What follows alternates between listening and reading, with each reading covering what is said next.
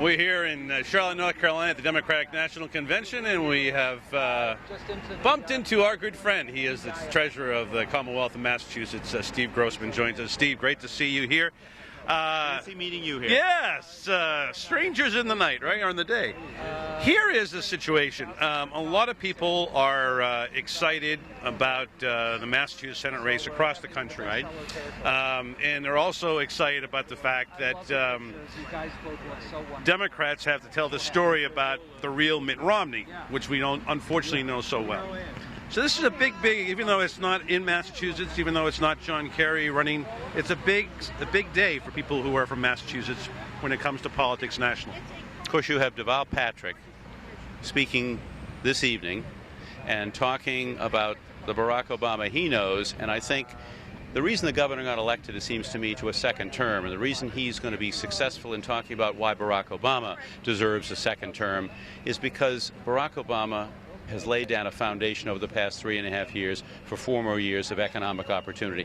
We can't forget, as the governor said this morning to the Massachusetts delegation, 4.5 million private sector jobs, 29 months in a row. We can't forget the fact that 150,000 small businesses have been helped by the Small Business Administration. We can't forget the fact that we dug ourselves out of a hole, 800,000 jobs lost the month in which Barack Obama became president. So if we tell the story about our achievements and don't get into a defensive crouch, but talk in positive terms about what this president can do, he will win Massachusetts by 20 points. He will become a second-term president, and Elizabeth Warren will be part of that success story on November 6th. So this is about positive, upbeat, energetic. This is what we've done in the worst economic times in 75 years, and nobody can tell the story better than the governor of Massachusetts because he led it over 2 terms, and he's led Massachusetts to a point where Massachusetts is one of the most successful states in the country because of all those principles and values. One of the things that we know about Mitt Romney is, he's a corporation disguised as a human being, and he's also, part of the 1%. One of the things that you try to do in the role in Massachusetts, try to work with small businesses, work with small banks.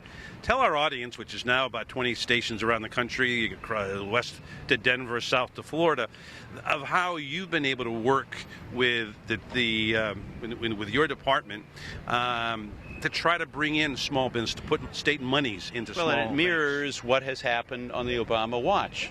$80 billion of credit for small businesses.